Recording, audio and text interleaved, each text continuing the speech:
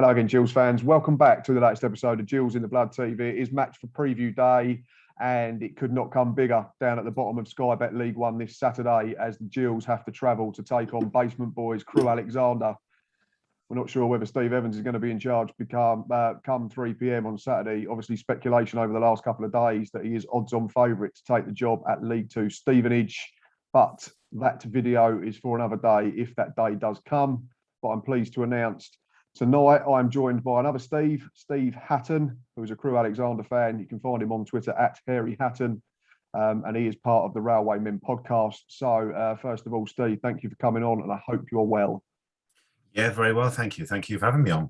No, my pleasure. Thank you very much. So, right, let's get straight into this. This isn't going to be the most pleasant of videos looking at current form, current league positions, and the current plight of both clubs. So we shall smile through the tears and through gritted teeth, and we shall try and get to the end.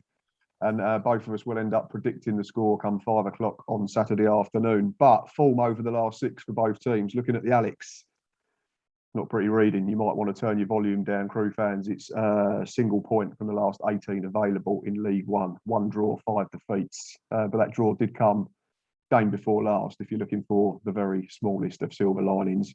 Gills, it's only 1 win, and there's 3 draws, 4 unbeaten. So it's 6 points from the last half dozen games.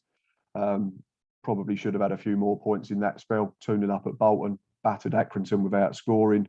And then looking more specifically at home and away, Crewe on their own patch, single win, 2 draws and 3 defeats. So slightly better than the overall form. It's 5 points from 18 available. And Gills on the road have taken 7 points from the last 18, which was better than I realised. And that is a win, 4 draws and a single defeat in the last 6 games. So Gills decent on the road, but we will get to the team news a little bit later on in the video where I might not be able to pick an 11. Steve, it's not been great for Gills fans, so I can only imagine what you Crewe Alexandra fans are going through at the moment. Bottom of the league, not scoring enough, conceding too many, and propping up the rest of the division at the moment. It's been a catastrophe this season from pretty much the start of pre-season, and really the story of woe goes back to pre-season. When we knew last year we were going to lose the core of the squad that's got us promoted and saw us consolidate last year. So we lost the 2 fullbacks. We lost Perry NG partway through last year, to be fair. But Pickering went off to Blackburn. We lost Ryan Wintle, central midfield. We lost Charlie Kirk. And then we knew they were going to go, to be fair. So we lost Charlie Kirk a couple of games into the season to Charlton. And then Owen Dale, who we had high hopes for, playing one of the wide attacking positions. He might say otherwise, but he basically agitated for a move to Blackpool, and about 2-3 games into the season he went missing, was never seen again, and then ended up on loan at Blackpool. Due to come back to Alex in January, not really welcome here anymore. He can stay at Blackpool, to be honest.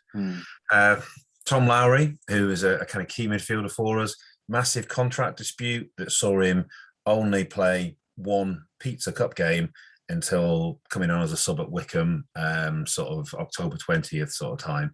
So he didn't really play either. So we've lost a massive swathe of the guys who'd seen us through the last couple of years. Just gets better though. We brought some replacements in. We signed Tommy Hoban, centre half from Aberdeen. Decent pedigree, high hopes for him. 3 days before the season, he retired from professional football. Okay, fair enough. And then about 3 games into the season, another midfielder we'd signed, Sean McDonald, he also decided to retire from professional football. So with the players we've lost, with the fact our manager was having to pretty much rebuild on the hoof in August because people we'd come in had retired, the tale of woe started then really, and it's just got worse since. I didn't realise that 2 had retired. I remember the story about 1, but I didn't realise that obviously that was either the first of 2 or the second of 2. Yeah, there's not a lot you can do. It's difficult to keep up with them, really. That's ridiculous. Yeah, absolutely.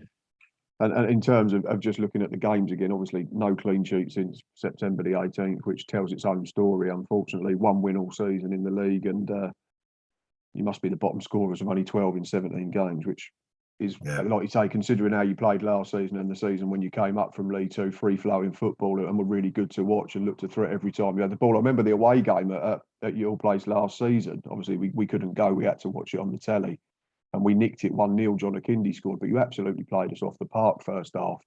But I always said that unfortunately, Crewe looked like if you managed to work out the plan A, there wasn't really a plan B. You didn't have a different way to play. Is that a fair assumption? Obviously, it's more difficult now because same as us, we lost Jordan Graham and we lost Connor Ogilvie in the summer. So whoever we brought in was going to be a downgrade, and that's no disrespect to the players we brought in. But obviously, you've done that with probably 5 or 6 players, unfortunately. Yeah, I think in the past we could be accused. I think the 4-1 defeat at Gillingham last year was a real example of us not having a plan A. It was clear because I think we'd sold Perry NG and Pickering was out injured, and we had the 2 young raw lads playing as fullbacks, and we just kept getting caught trying to play out from the back. I think it was a bit of a filthy night, and it was rainy and windy. I think that was the night Omar Beckles got caught and just basically gave it to our centre midfielders twice, and we scored from both of them quite early on. Yeah, we got caught playing out from the back, and really that was a classic night of actually today we just got to play the percentages. We're getting caught out. The conditions don't lend themselves to it. The 2 young lads at fullback were getting exposed relentlessly, and we should just have really abandoned those principles and gone a bit longer. But we stuck with it, and we got pumped 4-1.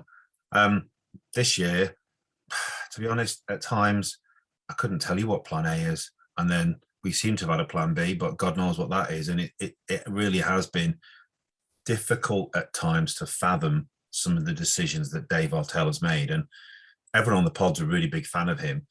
But over recent weeks, the decisions have become increasingly infuriating and irrational, and it's difficult to see the logic behind some of them, to be honest. That was going to be my next question. Obviously, David Artell did a brilliant job, highly rated, got you up from League Two and did a brilliant job in League One last season. Like you say, that the first job when you come up is generally to consolidate, especially for teams our size. You get the odd ones that go all the way straight through, like Bolton have fancied this year, but it's not really worked out for one reason or another, even though apparently they're the best team in the division according to their manager. But is David Artell, does he have enough sort of credit in the bank because of the last 2 seasons, or is he on thin ice now? Because obviously you've got, I think it's 9 points, and we're approaching December. So obviously in terms of points on the board, that is catastrophic, regardless of what issues you've had. And we can all sit here and make our excuses about our clubs, and we all do because we're football fans, and that's the fickle nature of it. But is he on thin ice, or is there still enough sort of leeway with the fan base to say that he should be given a bit more time? I think he was reasonably secure, but I think for a lot of people, the cup defeat to Swindon was a tipping point because they're in League Two, but they're towards the top of League Two. I think it was the point that in the summer they'd had a similar summer to us, and I can't remember the exact figures, but they were down to the bare bones of single figures number of professionals. But they've rebuilt the team. They're challenging in League Two, and they came and rolled us over. And I think that's when a lot of people lost their patience because they could see 2 clubs who'd been in a similar state of flux in the summer, and one who had managed to recover and rebuild. And I think all the excuses we've been making about the transition and the players leaving and the retirements, a lot of people kind of looked at that in contrast to Swindon and thought, actually, they've done it. Why can't we? I think generally, as a panel on the pod, I think we're all still behind him. But there was talk on the last pod, and I agree that this can't go on. And if we're still in this position by the end of November, no matter how much credit he's built up, if there's still no change, something's got to give, because genuinely what we're seeing on the pitch is dreadful. It's that draw you mentioned against Doncaster was possibly the worst game of football I have ever seen between 2 absolutely dire teams. Yeah, so, we beat them a few weeks ago 1-0, and we said again, and probably on a not a similar scale is the right thing, but like you were, but you had better players last season when you got it down and you played through the thirds and you were very good at it. But Doncaster seemed to be a very nice football team. If you give them time on the ball, they'll ping it about in the middle of the park, but they just got no cut and thrust up front. I know they've had injuries in terms of forward areas, but you just felt that if you just rattled one of them, you could roll them over. And I mean, it took us to about the 75th minute, but we were much the better side the second half and won 1-0. And it was a fairly comfortable clean sheet. I think they had 1 chance first half, they hit the side netting. But aside from that, up until the final third, they looked okay. John Bostock's a nice looking footballer, and he was highly rated long time ago at Palace and Spurs. But if you just rough them up a bit, I think that's why they're down there struggling. But in terms of going back to yourselves more specifically, if Artell was to go, would you be any more confident that whoever came in and took over would be able to get you out of trouble? Or do you think we're getting to the point now where it's almost too far gone and you're in single figures for points, and we're approaching that really key period of the season, which will be the festive period? I think it is, and I tend to agree with it, that if we're going to do something, we've got to do something by end of this month. If there's no signs of any change on the pitch, if we don't, then we're pretty much gone. And does he hang around and rebuild for next year? If he does go, I think there's very little point in promoting from within, because we're going to have the same. And if we do let him go or give him the boot, we've got to look for someone external.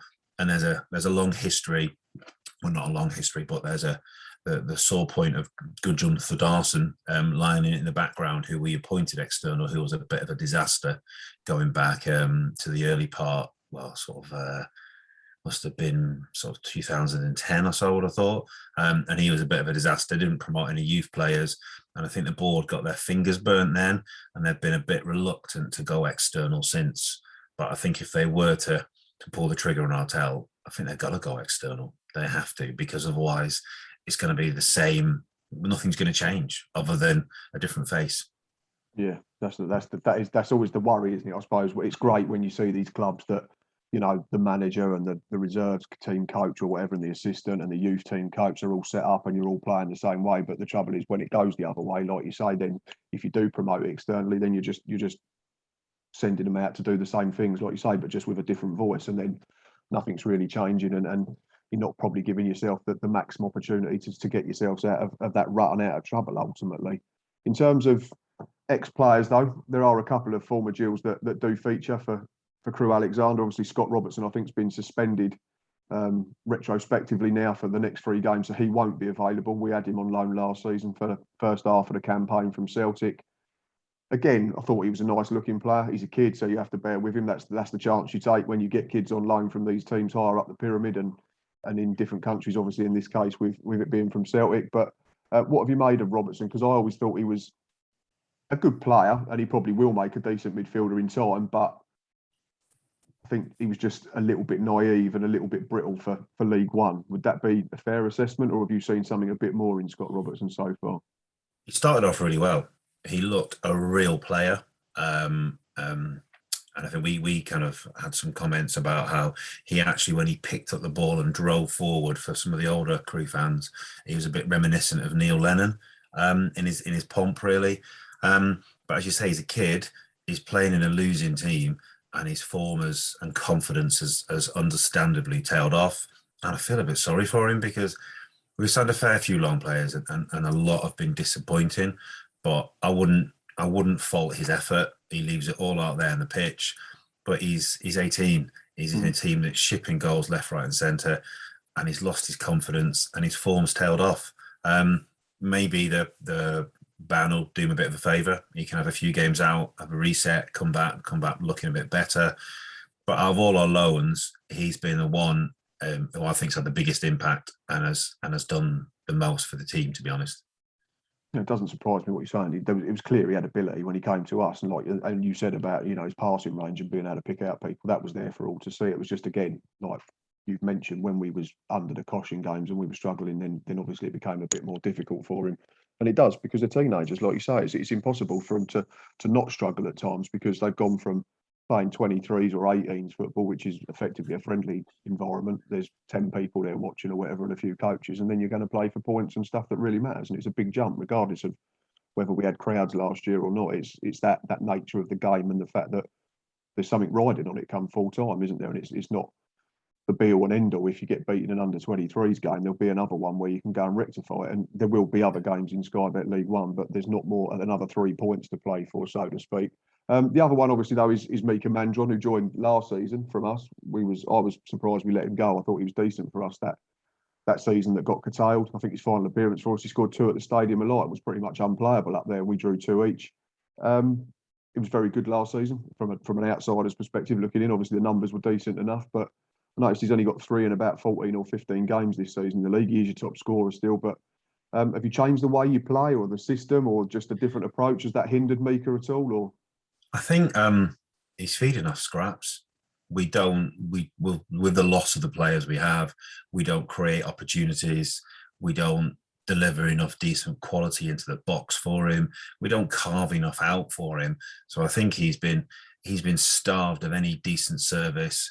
Again, probably had an impact on his confidence. But I also think actually last year his support play, his hold up play, back to goal, holding defenders off, bringing other people in, was one of his real assets. And he just doesn't seem to have done it this year. You know, it's not sticking, it's bouncing off him. And he's not really been as great a focal point as he was last year. Maybe that's come from the lack of confidence because he's not scoring, he's not getting chances, but he's not really had the impact that we would have hoped for. And I think it's 50-50 to me. He's not getting the opportunities, but conversely, where he did really well last year, he's not looking the same. And in fact, the veteran Chris Porter, I would argue, has done a better job holding play up and linking and bringing people in. And he's 37, and Mika's not. He's probably a bit had a frustrating season, I would say. Yeah, and again, it all boils down, doesn't it, to playing in a side that's not playing very well, that's devoid of confidence. Unfortunately, it has an effect because when you're playing well, you just do everything on instinct. Didn't you last season? If it was played into his chest, he'd have just flicked it on, or first touch would have been really good, laid it off, and then get in the box. And you, like you say, you had better players out wide. You had fullbacks that would get good delivery into the box. So if you've lost effectively 4 avenues to play to Mika's strength, which is a left back, a right back, and 2 wide attacking players, then that's going to have an impact on his numbers. But yeah, when you're playing well, you just do everything instinctively. When you're struggling, you tend to have that extra touch, don't you? And then you get closed down and you lose possession a bit more, which is never ideal. And then it just becomes harder and harder, doesn't it? That's the biggest the point of it all. When you're down at that end, you just need one to go in off your arse, or you know, deflection or something like that, and then it all comes flooding back again. Yeah, he's not on the rub of the green. I would argue, as he put himself about as much as he did last year. Last year, his work rate was relentless. He was chasing everything down, and I just looked at him a few times this year and just think, actually, he's not chasing those lost causes like he did last year. He's not harassing those defenders as much as he did. Maybe I'm reading too much into it. Maybe it's a confidence thing, but I just don't feel we're seeing the Mandron we saw last year when he was a crucial player. I think he only signed a 1-year deal, maybe with an option for a second, but we were all really pleased when he signed for the second year.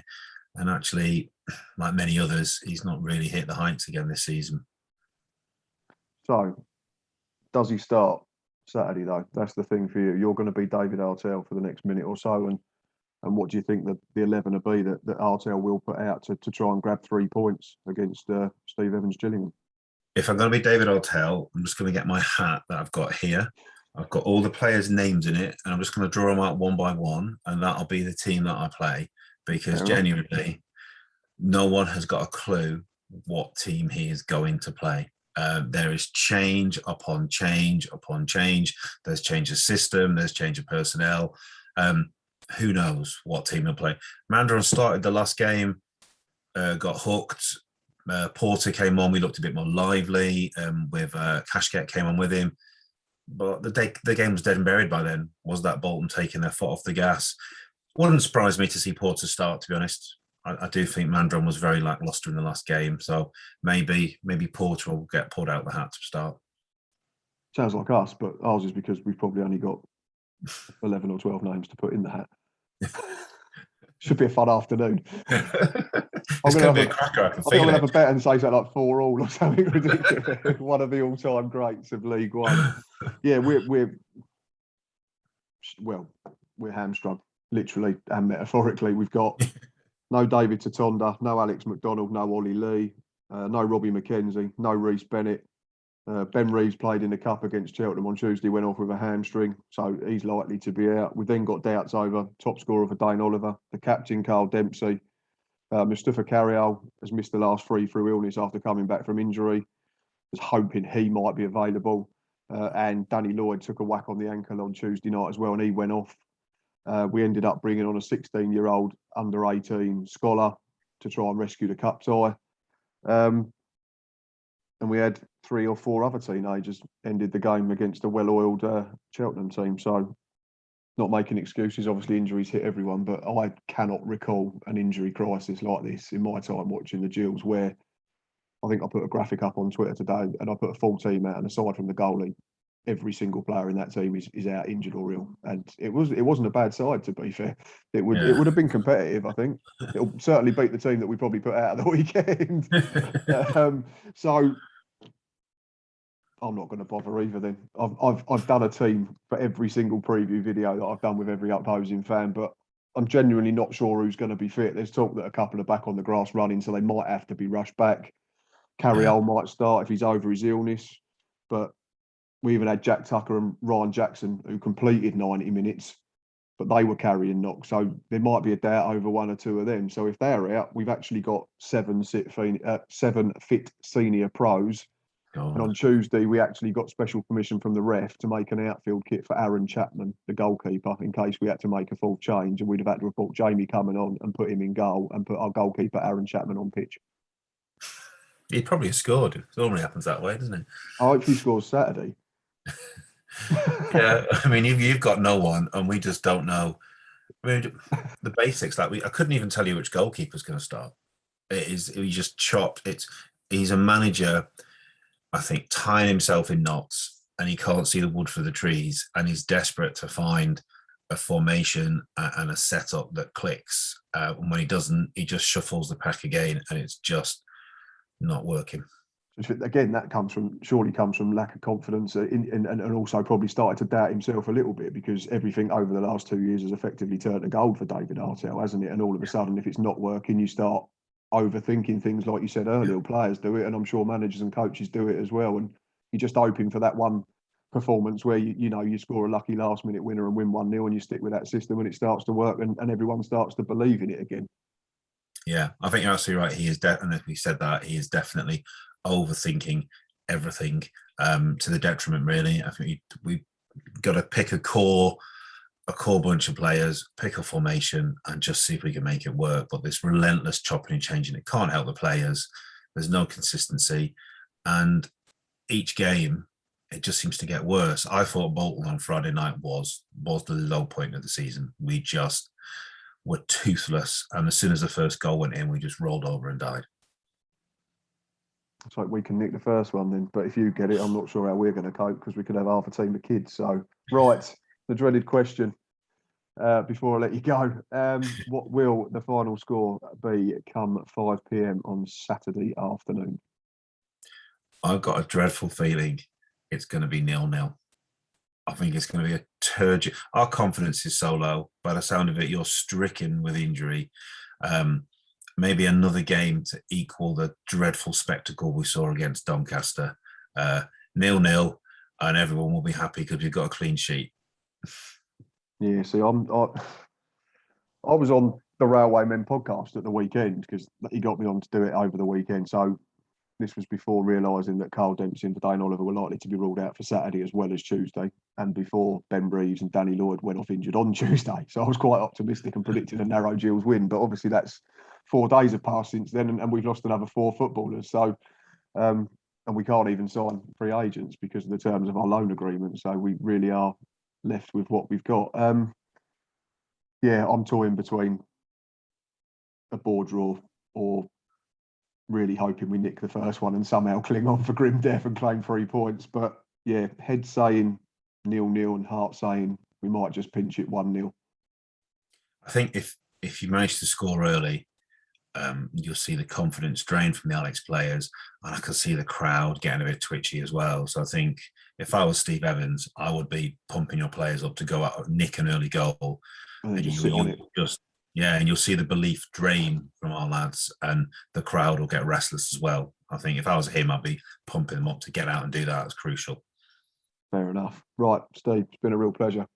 Well, pleasure is probably not the right word tonight, talking about my team and your team. And if you're listening to this, anyone who's new to League One and is looking for a team to follow or a game to watch, we've probably not sold it to you really well, in truth. But such is life down in the third tier. Like I say, thanks to Steve for coming on. Thanks for watching and listening, and for sticking with us tonight and getting all the way through to the end, because it's not been the most optimistic of videos. If you are looking to lose weight and want to play football with like-minded individuals, then go and check out Man vs Fat Football. If you use the code Gills in the Blood and join the Gillingham or the Gravesend sites, then you will get your subscription for just £1. We will be back Monday for a Monday review, looking back at this game. I will not be at the game this weekend. I'm away. So everyone who is travelling to the game from Kent, have a safe journey. Be loud, be proud, and cheer them boys on, because 4 or 5 of them literally could be boys. Crewe Alexandra fans, stick with your team. Stick with David Artell. It does turn, I'm sure. Just hoping it doesn't turn on Saturday from a selfish point of view. Anyway, like I say, thanks for watching. Thanks for listening. You know where we are. And until next time, up the Gills.